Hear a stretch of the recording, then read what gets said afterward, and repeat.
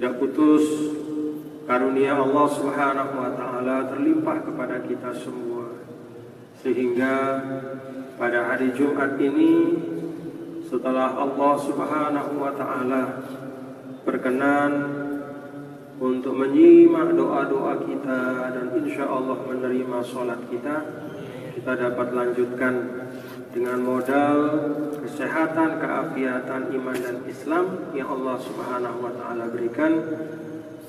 Kita lanjutkan dengan taklim mingguan atau kajian Jumat yang kebetulan pada Jumat kali ini saya yang bertugas untuk memimpin taklim kita. Alhamdulillah, tadi kita mendengar khutbah dari Bapak Al-Ustaz Insinyur Romah Hurmuzi yang sering disebut dengan Bang Romi. Beliau adalah seorang anak muda yang diberi amanah sekarang dan tugas untuk memimpin salah satu partai Islam, yaitu Partai Persatuan Pembangunan atau P3.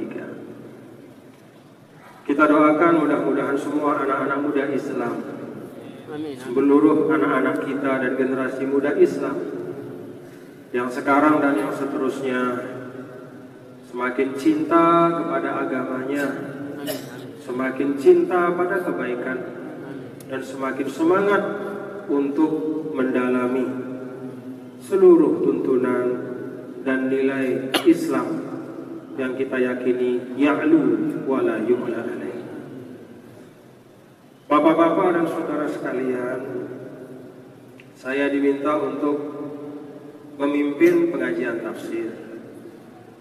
Sesungguhnya saya pribadi ini jauhlah dan belum pantas, belum cukup syarat untuk membawa kajian tafsir di depan bapak-bapak dan saudara sekalian. Tafsir ini kan merupakan bacaan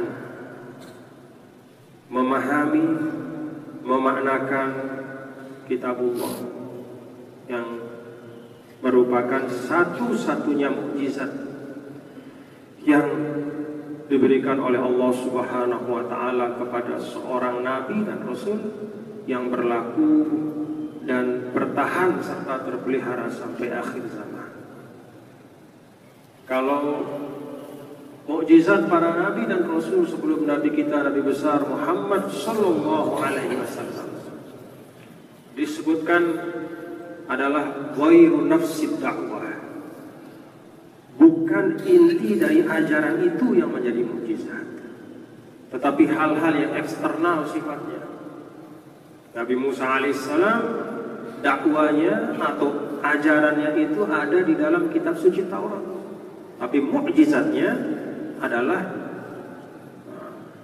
falqul bahar, pecahkan laut, ilqaul asa, lempar tongkat berubah jadi ular, dan beberapa mukjizat yang lain. Nabi Isa alaihissalam, dakwanya atau inti ajarannya ada dalam kitab suci Injil, tapi mukjizatnya ihya'ul mauta, menghidupkan yang mati. Ibra'ul akmah, yang buta dari lahir diusap bisa melihat. Wal abros, yang sakit kulit menahun tidak sembuh-sembuh sampai hampir-hampir mau bunuh diri, diusap sembuh. Itu mukjizatnya. Mukjizat-mukjizat para nabi dan rasul sebelum nabi kita, Nabi besar Muhammad sallallahu alaihi wasallam, ghairu nafsid da'wah, bukanlah inti dari ajaran itu sendiri, tetapi hal yang terpisah. Semua Nabi Ibrahim dan semua, kecuali Nabi kita, Nabi besar Muhammad sallallahu alaihi wasallam. Mukjizat beliau yang terbesar adalah nafsud dakwah. Jadi mukjizat beliau yang paling besar dan utama adalah apa yang merupakan inti dari ajaran beliau sendiri. Itulah kitab suci Al-Quran. Alhamdulillah. Jadi banyak syukur bapak-bapak, saudara-saudara, kita dikarunia hidayah oleh Allah Subhanahu wa taala menjadi umat Nabi besar Muhammad sallallahu alaihi wasallam dan berkitab suci yang sekaligus merupakan mukjizat terbesar dari Nabi kita Nabi Muhammad sallallahu alaihi wasallam. Sehingga sesungguhnya bapak-bapak dan saudara sekalian, umat Islam kalau ditanya apa itu Islam, sebenarnya dia cukup menyodorkan Al-Quran dengan uraian-uraiannya.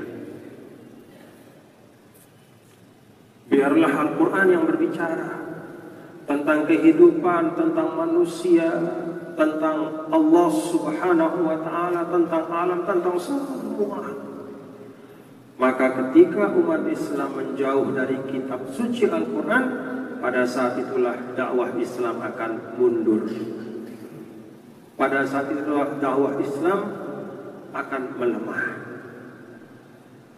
Itulah sebabnya ada ungkapan ulama, lan yasluha akhiru hadhil ummah illa bima saluha bihi awwaluha.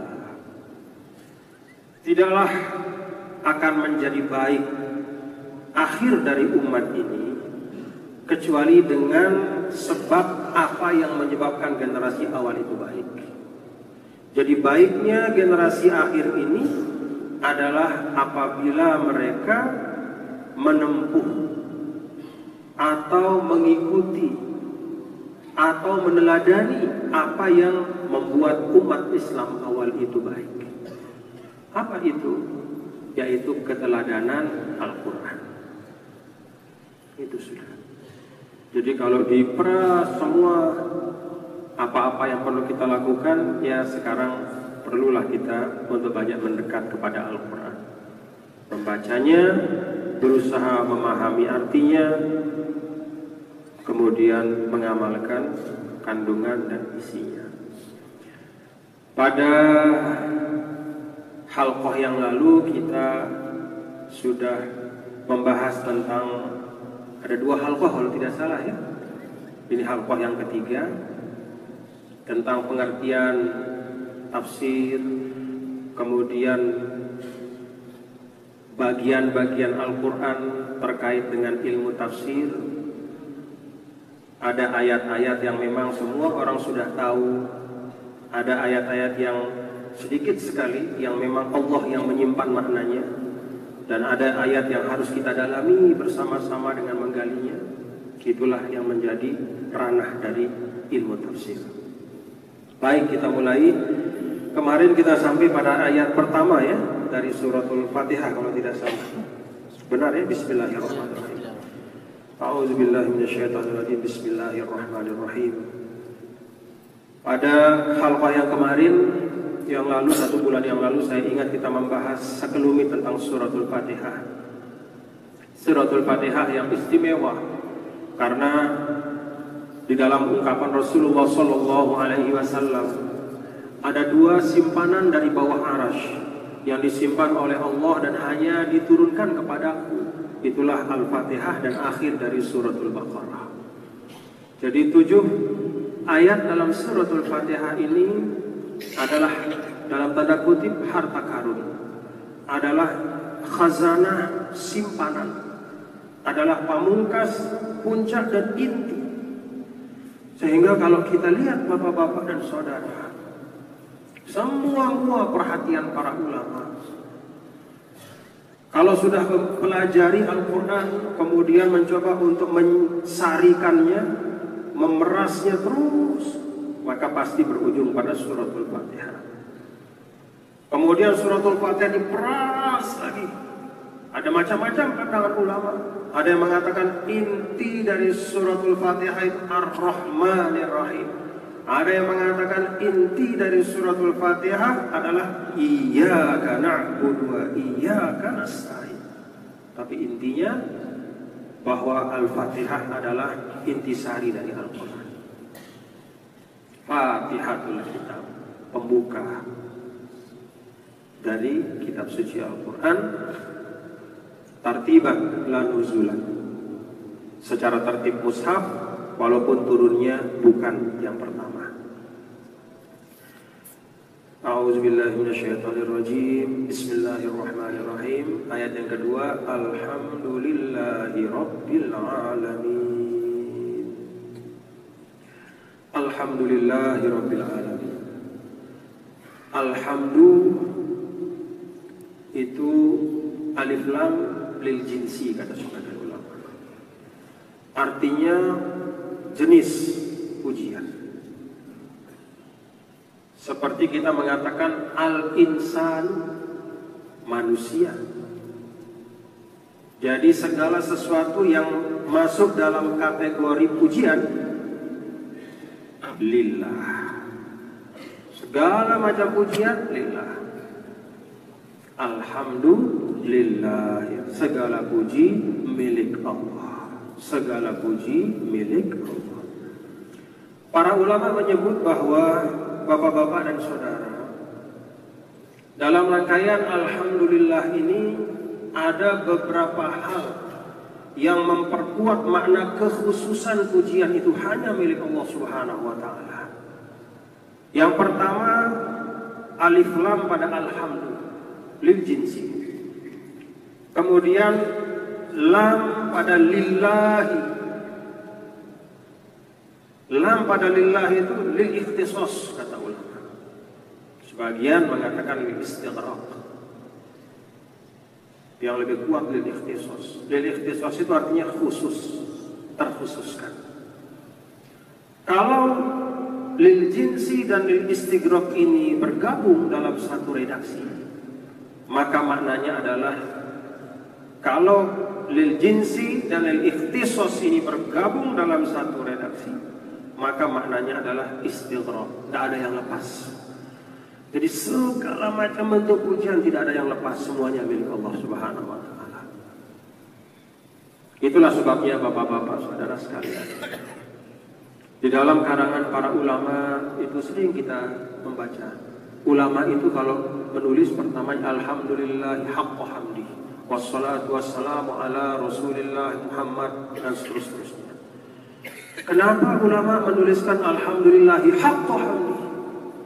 Karena memang manusia seringkali walaupun lidahnya mengucap alhamdulillahi rabbil alamin pada saat dia mendapatkan satu nikmat, tapi sering di dalam hatinya ada perasaan bahwa nikmat itu sampai juga karena jerih payahnya sendiri. Itu samar dalam diri kita. Semua seperti itu. Itu sebabnya di dalam suratul Fatihah ini betul-betul diikhtisoskan, diistighraqkan, dikhususkan, dicakupkan segala macam pujian untuk mendidik kita. Bahwa jangan sampai ketika kita menerima karunia Allah Subhanahu wa taala apapun itu, entah itu kita merasa mendapat kepahaman setelah diajar, mendapat gaji setelah bekerja, mendapat makan setelah kita masak, alhamdulillah. Mendapat untung setelah berdagang. Tidak jarang begitu kita selesai berdagang ada untung, alhamdulillah. Tapi dalam hati, oh ini juga jadi payah saya. Ini juga karena saya lelah berdagang hari ini. Ini karena keringat saya. Maka bersyukur kepada Allah Subhanahu wa taala, mengucap alhamdulillahi rabbil alamin itu bukan sesuatu yang mudah, perlu dipelajari. Membutuhkan pembersihan, pengingatan terus. Maka seperti kata ulama, manusia dibuka tuntunannya di dalam kitab suci Al-Quran ini ketika dia hidup di dunia dengan hamdalah, alhamdulillahi rabbil alamin, dan nanti selesai di surga pun ucapan manusia yang terakhir adalah anil hamdulillahi rabbil alamin. Jadi hidup kita ini hanya belajar bersyukur, Bapak-bapak. Hidup kita ini betul-betul hanya belajar bersyukur. Tidak usah mau cita-cita yang tinggi-tinggi, belajar bersyukur saja dulu. Bagaimana kita mensyukuri Allah, nikmat Allah dengan sebenar-benar syukur. Itu sebabnya di dalam surah Al-Kahfi. Sudah baca Al-Kahfi hari ini? Hah? Nah, besok-besok jangan lupa ya. Oh, masih ada waktunya sampai tenggelam matahari nanti. Jadi hari Jumat masih ada waktu sampai nanti masuk maghrib ya. Insya Allah pada asar. Pada asar bisa baca suratul Kahfi. Hari Jumat jangan lupa baca suratul Kahfi. Dalam suratul Kahfi itu ada ketika ada dua orang bersaudara yang satu masuk ke dalam kebun, kemudian dia memuliakan dan memuji, mengatakan ini kebun yang saya punya hebat, bagus. Kemudian yang satu mengatakan laula dakhalta jannataka qulta ma sya Allah. Laula iz dakhalta jannataka qulta ma sya Allah la quwwata illa billah. Jadi ketika yang satu melihat temannya memuji dan memamerkan karunia Allah yang besar kepadanya, diingatkan oleh sahabatnya yang satu, laula idh dakhalta jannataka qulta ma syaa Allah la quwwata illa billah. Kalau saja engkau masuk ke dalam kebunmu yang bagus ini dengan melepaskan rasa sombong dari dirimu, rasa sombong dan keyakinan bahwa kebun ini menjadi subur karena jerih payahmu, tapi kembalikanlah semuanya kepada Allah Subhanahu wa taala, niscaya akan lebih baik. Hidup kita adalah pelajaran tentang bersyukur. Alhamdulillahi rabbil alamin.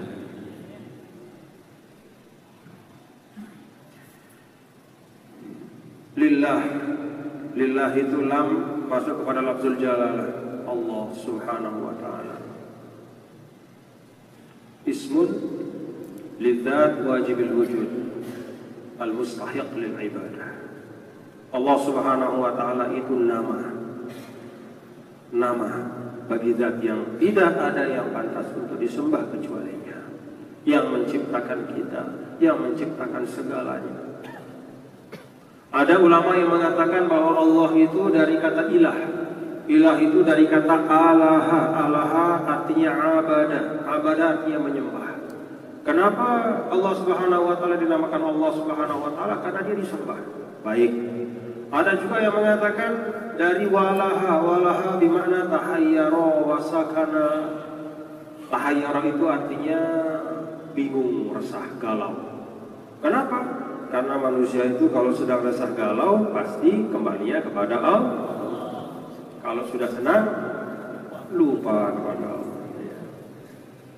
Jadi dari ulama dari zaman dulu sudah ketahuan karakteristik manusia ini. Jadi bahkan sebagian ulama mengatakan ya dari situlah ditarik nama lafzul jalalah itu. Karena zat itu adalah zat yang kalau manusia dan makhluk itu tahayyara, dia resah, gelisah, galau, susah, merujuk kepadanya, lari beribadah. Tapi kalau sudah senang, lupa. Sakana itu artinya tenang, dia khusyuk. Kenapa? Karena siapapun yang ingin ketenangan hati dan kekhusyuan yang hakiki, ingatlah Allah Subhanahu wa taala. Ala bi dzikrillah tatma'innul qulub. Ya, ini kira-kira tunjukkan makna dari lafzul jalalah. Tapi makna yang paling kuat bahwa Allah lafzul jalalah itu adalah alamun. Dia adalah nama bagi zat wajibul wujud yang menciptakan segala sesuatu. Allah Subhanahu wa ta'ala. Rabbil alamin. Ini sifat yang pertama. Ada sifat yang kedua Ar-Rahman, sifat yang ketiga Ar-Rahim, ada yang keempat Maliki Yaumiddin. Rabb. Rabb itu artinya yang mengasuh, yang mendidik, yang memimpin. Bisa juga diartikan sais. Ada Cidomo di sini kan? Ya, Cidomo. Cidomo itu punya siapa namanya depan? Kusir. Jadi semakna itu. Ya, kusir itu dia mengarahkan kuda. Mau kudanya kanan kiri, ya kusir dia mengarahkan. Rob. Rob itu dari kata rob bahu. Rob bahu satu maknanya dengan rob bahu. Rob bahu artinya mendidik, mengasuh. Dalam kata rob bahu itu ada makna proses tansyi'atu syai'an fa syai'an, yaitu menumbuhkan sesuatu sedikit demi sedikit, menciptakan sesuatu melalui proses demi proses, meletakkan manusia dan makhluk-makhluknya di dunia dan memberikan kepada mereka sejarah masing-masing dalam bentuk perjalanan hidup yang panjang. Ada yang 50 tahun, 40, 30, itulah Rabb. Kita diciptakan oleh Allah Subhanahu wa ta'ala ini melalui proses yang panjang sekali. Di dalam perut ibu kita dalam proses yang panjang sampai 9 bulan. Bahkan ada yang lebih dari 9 bulan. Imam Syafi'i kalau tidak salah 1 tahun di perut ibunya. Katanya semakin lama di perut ibu semakin pintar. Tapi jangan kalau sudah mau melahirkan ditahan-tahan. Ada yang begitu. Ada juga katanya yang prematur, katanya juga pintar. Allahu a'lam. Semua Allah beri sama, insya Allah. Bekal untuk menjadi hamba yang soleh. Rob itu ada tansyiah, syai'an fa syai'an. Ada arti proses. Maka Allah Subhanahu wa ta'ala walaupun innama amruhu idza arada syai'an ay yaqula lahu kun fayakun, tetapi khalaqa sab'a samawatin fi sittati ayyam. Khalaqakum atwara. Walaupun Allah Subhanahu wa ta'ala bisa, kalau dia mau mengatakan jadi maka jadilah, tapi Allah menciptakan semua lapisan langit dan bumi dalam 6 hari, 7 lapisan. Allah Subhanahu wa ta'ala menciptakan kita masing-masing mulai di perut ibu kita atwaro, yaitu dalam tahapan-tahapan mulai dari setetes nutfah menjadi segumpal darah, menjadi daging, menjadi tulang dan seterusnya. Demikian pula bumi ini seperti itu. Anzala minas sama'i ma'an. Ada prosesnya. Kalau Allah ingin menumbuhkan sesuatu, dia turunkan dulu hujan, berproses agar di situ ada nilai belajar, agar di situ manusia bisa mengambil ilmu. Jadi proses Allah itu juga untuk kita, bukan untuk dia. Kalau Allah mau ciptakan selesai kita semua. Keluar dari perut ibu kita terus kita langsung gondrong, bisa. Jenggot bisa. Langsung terbelit bisa. Bisa. Tapi diproses pelan-pelan. Untuk apa? Fa'tabiru ya ulil albab. Wa fil ardi ayatun lil muqinin wa fi anfusikum afala tubsirun. Di bumi Allah ini dibentangkan semua oleh Allah tanda-tanda kekuasaannya, dan di dalam dirimu wahai manusia. Jadi Allah Subhanahu wa ta'ala kurang apa sama kita? Disabar-sabarkan prosesnya supaya kita paham. Diberikan kita tahapan-tahapan agar bisa masuk dalam diri kita apa yang kita perlukan. Al-Quran pun diturunkan 22 tahun supaya ada proses pemahaman, ada proses pengamalan, ada proses pembelajaran dan seterusnya. Termasuk dalam diri kita.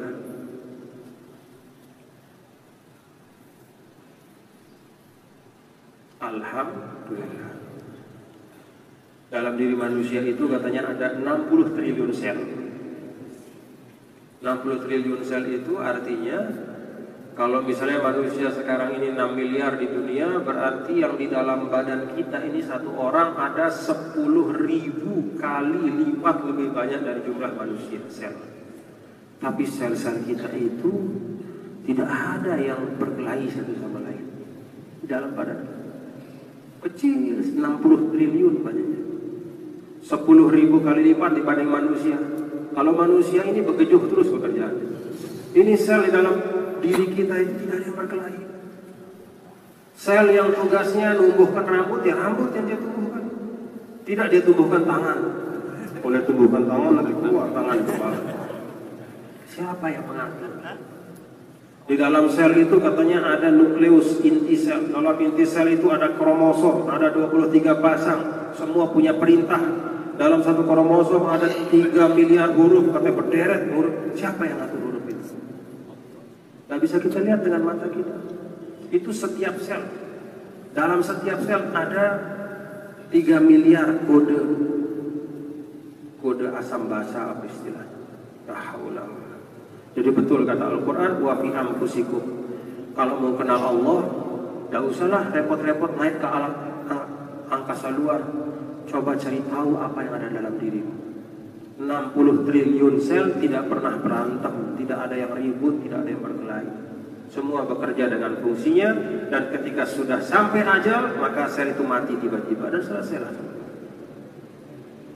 Inna lillahi wa inna ilaihi raji'un. Mudah-mudahan terbelu umur nih. Rabbil alamin, Rabb. Segala puji bagi Allah Subhanahu wa taala, Rabbil alamin, Tuhan semesta alam. Al-alamin jamak daripada al-alam. Jadi bentuk plural dari al-alam itu alamin. Apa itu al-alam? Masiwallah. Segala sesuatu yang selain Allah. Jadi Allah adalah Tuhan semua, seluruh sekian alam. Manusia, hewan, dan segala macam yang belum kita tahu juga. Entah apa makhluk Allah di alam angkasa, apa segala macam. Allah a'lam bishawab. Ar-Rahmanir Rahim. Ayat ketiga, yang Maha Pengasih dan Maha Penyayang. Ar-Rahmanir Rahim ini adalah 2 dari 99 Asmaul Husna. Dan inilah 2 nama yang paling istimewa yang disebut setelah lafzul jalal. Allahumma ya Allah, ya Rahman, ya Rahim, ya Malik, ya Quddus, ya Salam, ya Mu'min, ya Muhaimin, ya Aziz, dan seterusnya. Jadi setelah lafzul jalalah, Ar-Rahmanir Rahim. Ar-Rahmanir Rahim, walaupun berasal dari akar kata yang sama, yaitu Ar-Rahmah, yang artinya kasih sayang, tetapi dimensi maknanya berbeda. Apa perbedaannya? Macam-macam penjelasan ulama.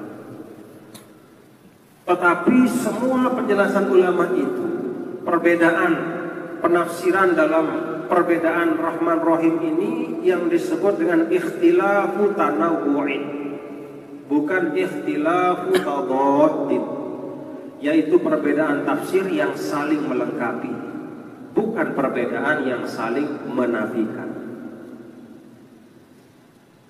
Apa perbedaan yang saling menafikan? Misalnya makan dan tidak makan, nah itu saling menafikan. Tidur dan tidak tidur dalam satu waktu. Duduk dan berdiri dalam satu waktu. Tidak bisa orang duduk dan berdiri dalam satu waktu.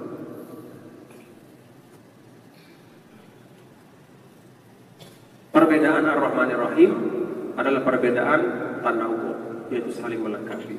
Ada ulama yang mengatakan perbedaannya adalah, ini kata sebagian ulama, Ar-Rahman itu berkaitan dengan nikmat-nikmat yang besar.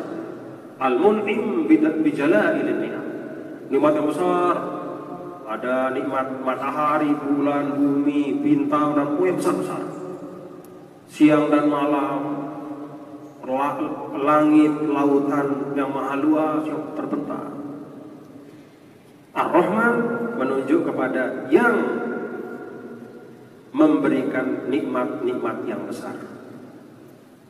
Sedangkan Ar-Rahim adalah Al-Mun'im bidaqaiqin ni'am, yaitu Allah yang memberikan nikmat yang halus, nikmat itu tidak bisa kita lihat tapi bisa kita rasakan. Nikmat ketenangan, pernah lihat ketenangan? Tidak, tapi bisa kita rasakan. Nikmat kekhusyuan,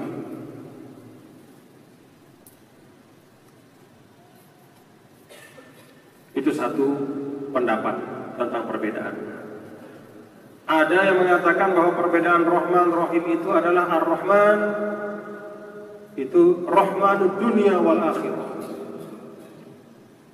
yashmalul mu'minina wal kafirin. Kata Rahman itu menyangkut tentang kasih sayang Allah di dunia yang berlaku untuk siapa saja. Mau orang percaya tidak percaya sama Allah dikasih makan semua. Bahkan banyak orang yang tidak percaya sama Allah itu makannya lebih banyak dibanding orang yang sudah tidak percaya sama Allah. Mana-mana mengumpat Allah, ngambil rezeki Allah juga paling banyak. Luwe batur sini desadu lidah sida Allah lagu melak rakus, menghisap kekayaan alam ini luar biasa. Bahkan kalau perlu dia gali sampai dalam itu ambil emasnya. Diajak beribadah tidak mau. Tapi kekayaan Allah, karunia Allah dia gali sampai Wallahu a'lam dalamnya. Tapi itulah Allah Subhanahu wa taala di dunia, dia bukakan kasih sayangnya, semua bisa menikmati.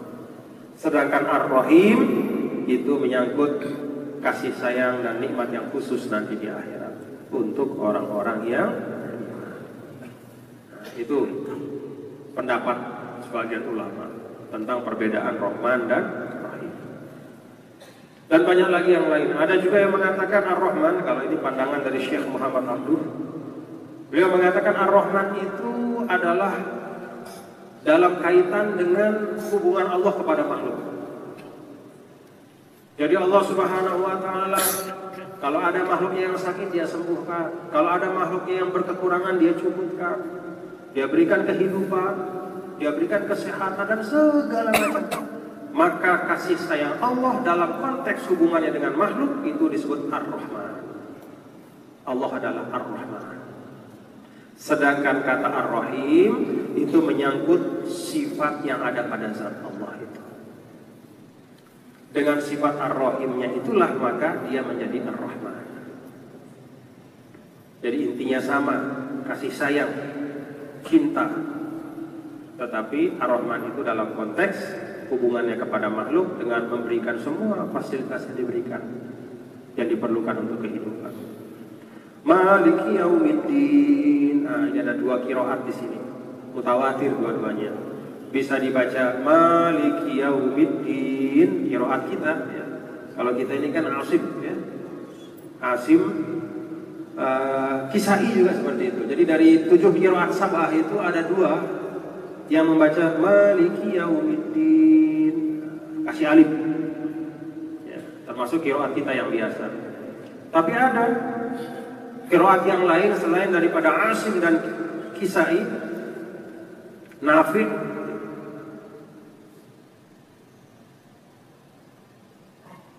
dan qurra sabah yang lain itu tidak pakai alif.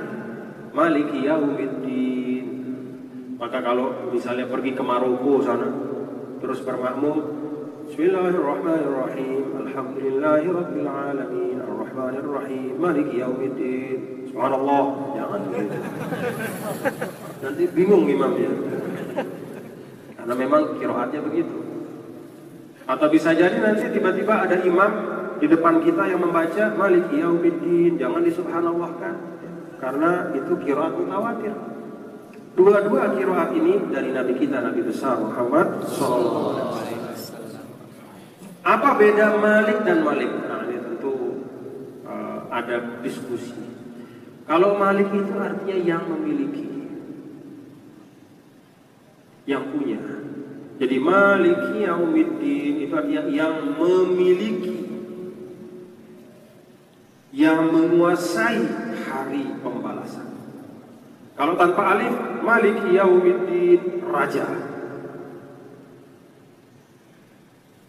Nah tentu kalau sudah masuk pada perdebatan mana yang lebih afdol, ya kalau kita yang pakai alif kita bilang oh lebih bagus pakai alif. Kita kasih alasan panjang, misalnya bahwa ada ungkapan bahasa Arab ziyadatul mabna tadullu ala ziyadatil ma'na. Kalau hurufnya lebih berarti afdolnya lebih gitu. Kalau hurufnya lebih berarti kita dapat tambahan satu kebaikan, kan begitu di dalam hadis. Kata Nabi SAW gini, alif lam mim, kan la aqulu alif lam mim harfun walakin alifun harfun wa lamun harfun wa mimun harfun. Kata Rasulullah SAW, baca Quran, setiap hurufnya itu satu kebaikan. Saya tidak mengatakan alif lam mim itu satu, tapi alif satu, lam satu, mim satu. Nah, berarti satu huruf itu satu kebaikan, dan satu kebaikan wal asyarat wal hasanatu bi asyri amsalihah, dikasih 10 kali lipat. Makanya kalau lagi paceklik kebaikan, bapak-bapak baca Quran saja lah. Kalau lagi misalnya ngitung-ngitung, saya kayaknya kemarin minggu ini belum bersedekah, ini uang agak kurang, baca Quran lah.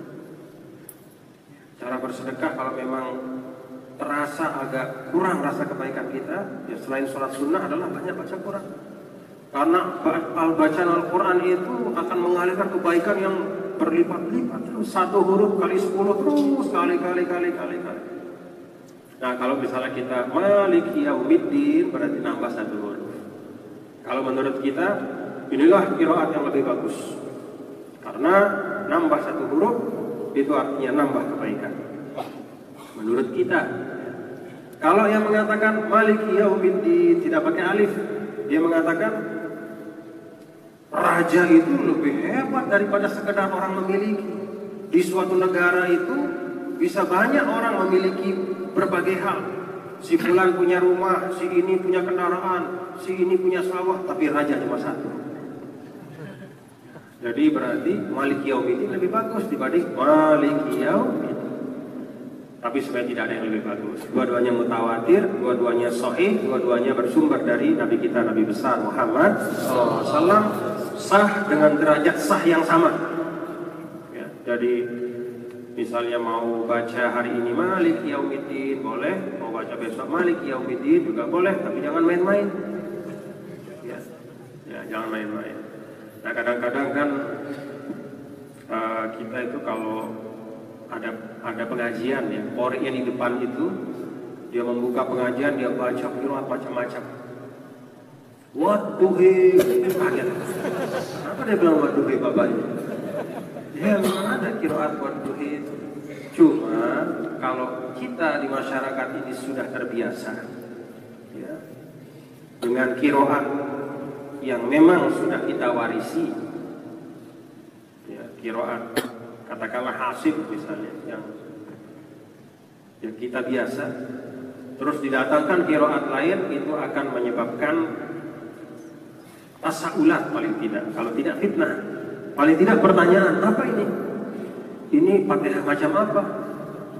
Surah Ad-Duha macam apa ini? Benar enggak dia? Ini orang disehat, ya, macam-macam orang. Jadi tidak usahlah kita buat masalah-masalah. Sama seperti kalau kita sholat subuh misalnya di masjid, ya memang di situ orang sudah kunut bertahun-tahun. Kemudian kita datang, katakanlah mazhab kita misalnya mazhab Maliki atau mazhab Hambali yang tidak menganggap kunut subuh itu sunnah. Kemudian kita jadi imam, kita tinggalkan kunut, kan begejuh orang di belakang kita. Jadi jangan, ikuti saja. Oh ingat, yang tidak mensunnahkan kunut menganggap bahwa bermakmum pada imam yang baca kunut sah. Yang menganggap kunut itu sunnah juga menganggap bahwa bermakmum kepada yang tidak membaca kunut itu sah. Jadi Imam Syafi'i, mazhab Syafi'i menganggap sah kalau kita bermakmum kepada imam yang tidak baca kunut. Sama seperti Imam Hambali, mazhab Hanafi menganggap sah kalau bermakmum pada imam yang membaca kunut. Jadi selama dua-duanya tidak menghilangkan kesahan sholat, selama keduanya tidak berkait dengan rukun sholat, jangan diributkan. Ya jangan menganggap diri lebih pintar dari orang dulu. Jangan datang mengatakan sekarang, oh ini ilmiah ini. Ilmiah apa Pak? Semua hadis sudah kita tahu semua. Kan dalilnya semua. Memang ada hadis yang baru keluar kemarin? Karena hadis semua sudah terbuka. Penilaian ulama terhadap hadis juga ada semua. Jadi tidak usahlah kita ributkan lagi. Oh saya tidak baca kunut karena hadis yang tidak mensunahkan kunut itu lebih kuat. Menurut saya alasannya begini. Iya, sama. Bapak beralasan, saya juga punya alasan itu. Yang lain, yang beda, yang menunjukkan bahwa membaca kunut itu adalah sunnatun muttaba'ah, dilakukan oleh para khulafaur rasyidun. Para sahabat juga banyak sekali, sehingga tidak mungkin kalau memang itu tidak dari Rasul, bagaimana mungkin mereka amalkan? Itu kita katakan. Jadi akhirnya ribut. Jadi sudah, itu sebabnya di dalam dakwah itu namanya manahijud dakwah. Manahijud dakwah itu isinya bukan ilmu tentang dakwah, apa yang disampaikan, tapi bagaimana menyampaikannya, kapan disampaikannya. Kata Imam Ali, ma'an tabi muhadithin qawman bihadithin la tablughu uquluhum illa kana li ba'dih fitnah. Hei teman-teman, kata Sayyidina Ali, ingat, tidaklah kalian menyampaikan perkataan atau suatu ucapan di depan suatu kelompok masyarakat yang akal mereka tidak sampai terhadap hal itu. Ini maknanya luas, bisa jadi tidak pernah didengar, bisa jadi berbeda dengan apa yang diamalkan. Illa kana li ba'dih fitnah, kecuali pasti akan membuat fitnah. Jadi sudah, berdakwah itu perlu kerendahan hati. Semakin banyak baca kitab, kita semakin rendah hati. Biasanya untuk dulu hatam sekit kitab, gagah kita kalau baru selesai baca satu kitab. Seakan-akan kita sudah menjadi orang paling alim di kampung kita. Padahal tidak. Ilmu itu dalam, rumit dan berliku.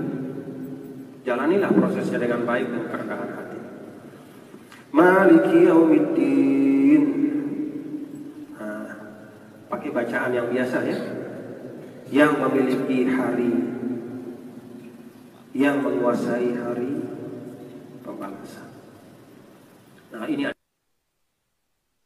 menyampaikan dalam ayat yang keempat ini Maliki Yaumiddin, penguasa di hari akhir nanti. Padahal Allah kan juga penguasa di dunia. Mestinya Malikid dunia wal akhirah. Mestinya. Kata ulama ini, bapak-bapak, kata ulama, nanti di akhiratlah akan nyata terang benderang dan tidak ada keraguan sedikit pun, dan semua manusia akan mengakui akan kekuasaan Allah Subhanahu wa Ta'ala. Kalau di dunia masih banyak yang mengaku-ngaku kuasa. Fir'aun dulu zaman Nabi Musa, kalau di kitab-kitab katanya Fir'aun itu sekali makan satu onta. Dia tidak pernah pergi buang air kecuali sekali dalam 40 hari. Tidak pernah sakit, jangankan sakit berat, pusing saja tidak pernah. Katanya begitu di riwayat, sehingga dia merasa, kok saya hebat sekali ya. Saya tidak pernah pusing, saya lihat orang pada pusing, saya tidak pernah pusing. Itu bapak-bapak pada sakit, saya sehat terus. Saya makan, tidak pernah sakit perut, makan saya banyak sekali.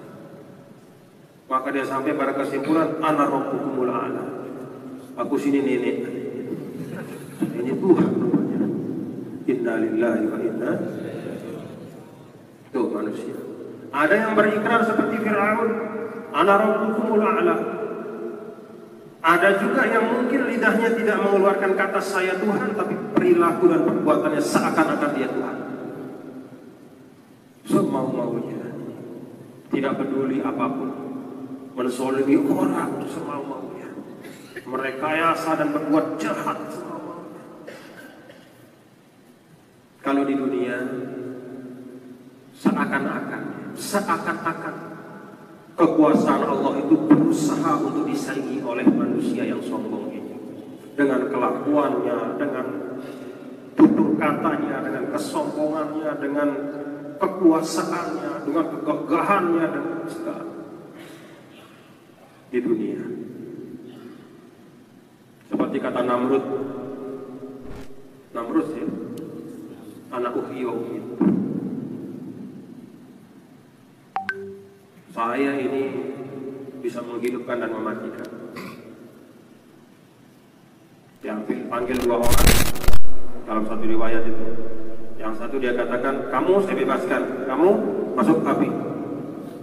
Tuh kan, Ibrahim, saya ini bisa menghidupkan dan mematikan. Yang satu saya bebaskan, satu masuk api. Berarti saya tidak kalah dengan Tuhan. Dan model kayak begitu banyak. Mungkin zaman sekarang tidak hanya orang per orang yang seperti itu, mungkin ada satu pemerintahan karena dia merasa dia punya segalanya, maka dia zolimi negara-negara orang, dia hancurkan negara-negara orang, seakan-akan dia Tuhan, sombong. Nah, kalau di akhirat nanti yang begini-begini tidak ada. Muhti'ina muqni'i ru'usihim la yartaddu ilaihim tarfuhum wa afidatuhum hawa. Semuanya ngelegu. Apa bahasa ngelegu? Mau Fir'aun, mau Namrud, mau Donald Trump, mau segala ngelegu. Di arah sana. Muhti'ina muqni'i ru'usihim la yartaddu ilaihim tarfuhum. Berkedip pun mereka nggak berani. Wa afidatuhum hawa. Dada otaknya kosong semua. Kepandaiannya hilang, tipu muslihatnya lenyap. Kecerdasan bicara dan berhujjah apa segala macam kosong. Maka saat itulah limanil mulkul yaum lillahil wahidil qahhar. Pada saat semua sudah melepuh itu, Obama, Donald Trump, kemudian Hitler, Mussolini, penjahat-penjahat perang semua itu. Ya. Netanyahu apa segala macam itu. Lagu semuanya. Nah, keluarlah suara limanil mulkul yaum. Siapa yang punya kekuasaan sekarang? Semua serempak menjawab termasuk Donald Trump. Lillahi. Dia jawab, kekuasaan sekarang milik Allah Subhanahu.